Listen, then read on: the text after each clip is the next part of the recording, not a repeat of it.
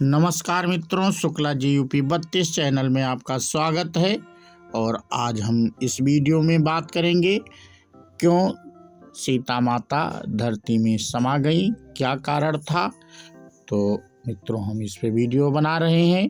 जो लोग नए हैं वो चैनल को सब्सक्राइब कर लें और जो पहले से जुड़े हुए हैं वो लाइक एवं कमेंट अवश्य करें मित्रों। तो हम अपना वीडियो शुरू करते हैं। पहली बात तो यह कि माता सीता का धरती में समा जाने के प्रसंग पर मतभेद और विरोधाभास है। पद्म पुराण की कथा में सीता धरती में नहीं समाई थी, बल्कि उन्होंने श्री राम के साथ रहकर सिंहासन का सुख भोगा था और उन्होंने भी राम के साथ में जल समाधि ले ली थी। वाल्मीकि रामायण के उत्तरकांड के अनुसार प्रभु श्री राम के दरबार में लव और कुश राम कथा सुनाते हैं। सीता के त्याग और तपस्या का वृतांत सुनकर भगवान राम ने अपने विशिष्ट दूत के द्वारा महर्षि वाल्मीकि के पास संदेश भिजवाया। यदि सीता का चरित्र शुद्ध है और वे आपकी अनुमति ले यहाँ आकर जन समुदाय में अपनी शुद्धता प्रमाणित करें और मेरा कलंक दूर करने के लिए शपथ करें, तो मैं उनका स्वागत करूँगा। यह संदेश सुनकर वाल्मीकि माता सीता को लेकर दरबार में उपस्थित हुए। कासाय वस्त्र धारिणी सीता की दीनहीन दशा देखकर वहां उपस्थित सभी लोगों का हृदय दुख से भर आया और वे शोक से विकल हो आंसू बहाने लगे। वाल्मीकि बोले, श्री राम, मैं तुम्हें विश्वास दिलाता हूँ कि सीता पवित्र और सती हैं। कुश और लव आपके ही पुत्र हैं। मैं कभी मिथ्या भाषण नहीं करता। यदि मेरा कथन मिथ्या हो तो मेरी संपूर्ण तपस्या निष्फल हो जाए। मेरी इस साक्षी के बाद सीता स्वयं शपथ पूर्वक आपको अपनी निर्दोषिता का आश्वासन देंगी। तत्पश्चात श्री राम सभी ऋषि मुनियों, देवताओं और उपस्थित जन समूह को लक्ष्य करके बोले, हे मुनि एवं विज्ञ जनों, मुझे महर्षि वाल्मीकि जी के कथन पर पूर्ण विश्वास है, परंतु यदि सीता स्वयं सबके समक्ष अपनी शुद्धता का पूर्ण विश्वास दें तो मुझे प्रसन्नता होगी। राम का कथन समाप्त होते ही सीता हाथ जोड़कर नेत्र झुकाए बोली, मैंने अपने जीवन में यदि रघुनाथ जी के अतिरिक्त कभी किसी दूसरे पुरुष का चिंतन किया हो तो मेरी पवित्रता के प्रमाण स्वरूप भगवती पृथ्वी देवी अपनी गोद में मुझे स्थान दें। सीता के इस प्रकार शपथ लेते ही पृथ्वी फटी, उसमें एक सिंहासन निकला। उसी के साथ पृथ्वी की अधिष्ठात्री देवी भी दिव्य रूप में प्रकट हुई। उन्होंने दोनों भुजाएं बढ़ाकर स्वागत पूर्वक सीता को उठाया और प्रेम से सिंहासन पर बिठा लिया। देखते देखते सीता सहित सिंहासन पृथ्वी में लुप्त हो गया। सारे दर्शक स्तब्ध से यह अभूतपूर्व दृश्य देखते रहे। इस संपूर्ण घटना से राम को बहुत दुख हुआ। उनके नेत्रों से अश्रु बहने लगे। वे दुखी होकर बोले, मैं जानता हूँ माँ वसुंधरे, तुम ही सीता की सच्ची माता हो। राजा जनक ने हल जोतते हुए तुमसे ही सीता को पाया था, परंतु तुम मेरी सीता को मुझे लौटा दो या मुझे भी अपनी गोद में समा लो। श्री राम को इस प्रकार विलाप करते देखकर ब्रह्मादि देवताओं ने उन्हें नाना प्रकार के सांत्वना देकर समझाया। इसके बाद अनेकों वर्षों तक राज्य करने के बाद राम जी भी भाइयों और कुछ अयोध्या वासियों समेत सरयू में उतरते गए और एक एक करके सब वैकुंठ पहुंच गए। इससे पूर्व उन्होंने लव को लवपुरी नगर में राज दिया, जबकि कुश अयोध्या के राज सिंहासन सौंपा। यह घटना इस प्रकार है कि एक दिन काल तपस्वी के वेश में राजद्वार पर आया। उसने संदेश भिजवाया कि मैं महर्षि अति बल का दूत हूँ और अत्यंत आवश्यक कार्य से श्री रामचंद्र से मिलना चाहता हूँ। संदेश पाकर रामचंद्र जी ने उसे तत्काल बुला भेजा और महर्षि अति बल का संदेश सुनाने का आग्रह किया। यह सुनकर मुनिवेशधारी काल ने कहा, यह बात अत्यंत गोपनीय है। यहाँ हम दोनों के अतिरिक्त कोई तीसरा व्यक्ति नहीं रहना चाहिए। मैं आपको इसी शर्त पर उनका संदेश दे सकता हूँ कि यदि बातचीत के समय कोई व्यक्ति आ जाए तो आप उसका वध कर देंगे। श्री राम ने काल की बात मानकर लक्ष्मण से कहा, तुम इस समय द्वारपाल को विदा कर दो और स्वयं ड्योढ़ी पर जाकर खड़े हो जाओ।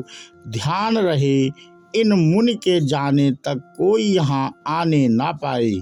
जो भी आएगा मेरे द्वारा मारा जाएगा। जब लक्ष्मण वहाँ से चले गए तो उन्होंने काल से महर्षि का संदेश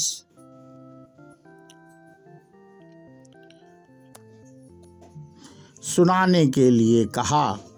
उनकी बात सुनकर काल बोला, मैं आपकी माया द्वारा उत्पन्न आपका पुत्र काल हूँ। ब्रह्मा जी ने कहलाया है कि आपने लोकों की रक्षा करने के लिए जो प्रतिज्ञा की थी वह पूरी हो गई। अब आपके स्वर्ग लौटने का समय हो गया है।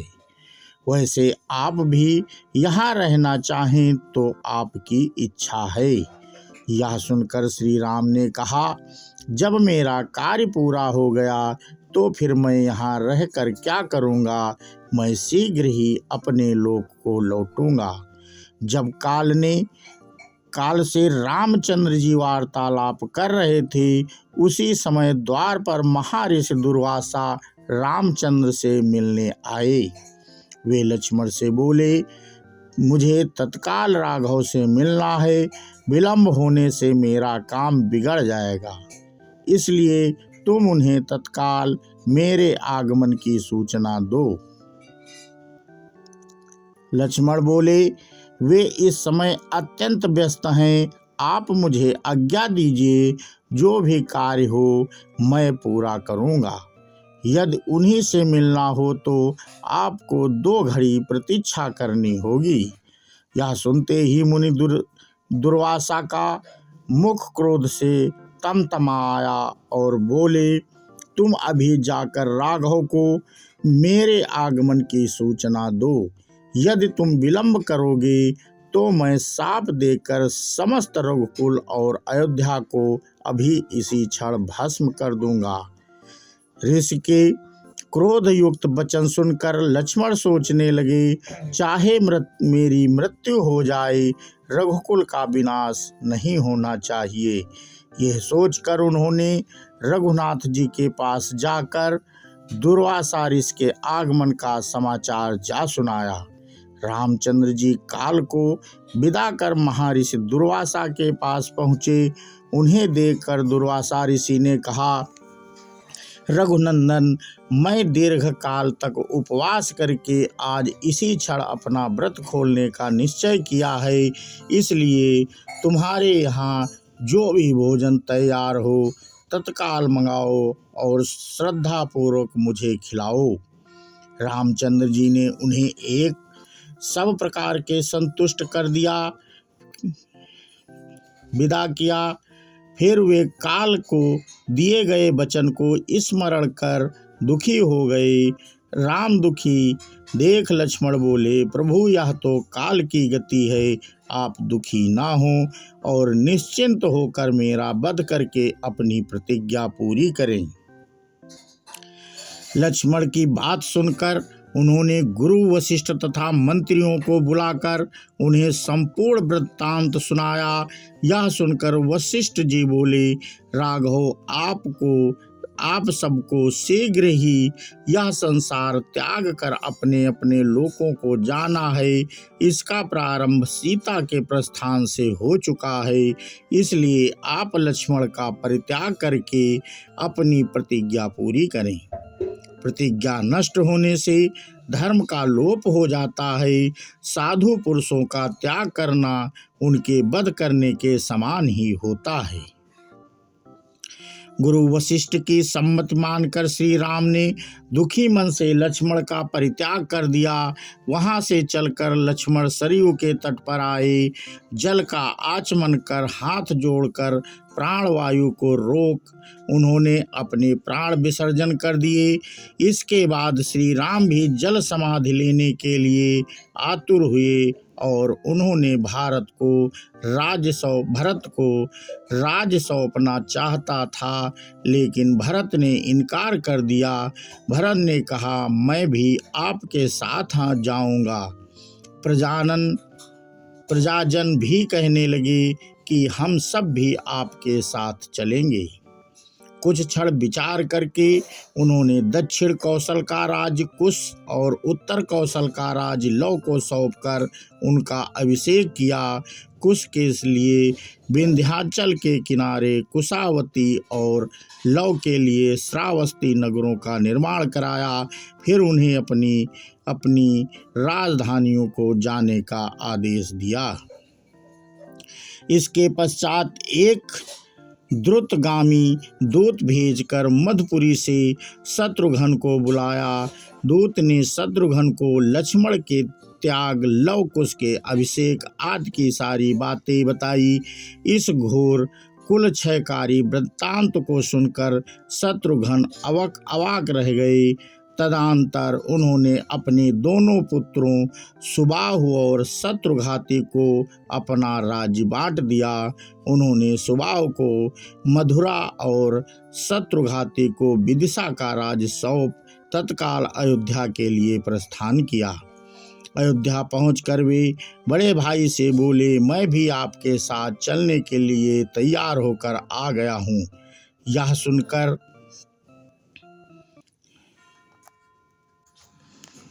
वहां उपस्थित सुग्रीव विभीषण भी प्रभु के साथ सरयू में जाने के लिए तैयार हो गए, लेकिन श्री रामचंद्र जी ने विभीषण को रोक दिया। विभीषण को कलयुग की संधि तक जीवित रहने का आदेश दिया। अगले दिन प्रातःकाल होने पर धर्म प्रतिज्ञा श्री रामचंद्र जी ने गुरु वशिष्ठ जी की आज्ञा से महाप्रस्थानोचित समाधि सविधि सब धर्म कृत्य किए। तत्पश्चात पीताम्बर धारण कर हाथ में कुश लिए राम ने वैदिक मंत्रों के उच्चारण के साथ सरयू नदी की ओर प्रस्थान किया। नंगे पैर चलते हुए वे सरयू तट पर पहुँचे। उनके पीछे सारा नगर था। इस समस्त समुदाय में कोई भी दुखी अथवा उदास नहीं था, बल्कि सभी इस प्रकार प्रफुल्लित थे जैसे छोटे बच्चे मनचाहा खिलौना पाने को प्रसन्न होते हैं। श्री रामचंद्र जी ने सभी भाइयों और साथ में आए जन समुदाय के साथ पैदल ही सरयू नदी में प्रवेश किया। आकाश में स्थित सभी देवता उनकी स्तुति का गान कर रहे थे। प्रभु के पीछे जिसने भी सरयू में डुबकी लगाई वही शरीर त्याग कर परम धाम के अधिकारी हो गए। तो मित्रों, हमने आज इस वीडियो में आपको सीता जी के और श्री रामचंद्र जी और उनके भाइयों के बारे में जानकारी दी मित्रों। तो आपको ये वीडियो कैसा लगा आप हमें कमेंट करके बताएं। और मित्रों, जाते जाते चैनल को सब्सक्राइब अवश्य कर लें, जिससे हमारे जो नए नए वीडियो धार्मिक आते रहेंगे तो वो आपको अवश्य देखने को मिलेंगे मित्रों, सुनने को मिलेंगे। तो इसलिए चैनल को ज़रूर सब्सक्राइब कर लें। और हम अपने चैनल पे धार्मिक वीडियो ही लाते हैं मित्रों। इससे आपका भी ज्ञानवर्धन होता है और हमारा तो ज्ञानवर्धन होता ही है। हमें हर चीज़ की जानकारी मिलती है कि कब कैसे हुआ, हमें अपने इतिहास के बारे में, पूर्वजों के बारे में, वो कैसे क्या करते थे, उनके क्या गुण थे, क्या अवगुण थे, हमें उनमें से क्या लेना है। हमारे प्रभु श्री रामचंद्र जी के कर्तव्य पालन की तरह हमें भी कर्तव्य पालन करना चाहिए मित्रों, जिससे हमारा भी जीवन ईश्वर की तरफ बढ़ता जाए और सफल बनता जाए। इसीलिए हम मित्रों धार्मिक वीडियो ही बनाते हैं। तो अब हम अपना वीडियो समाप्त करते हैं मित्रों, आपसे विदा लेते हैं। बोलो सियावर रामचंद्र की जय, हनुमान की जय हो।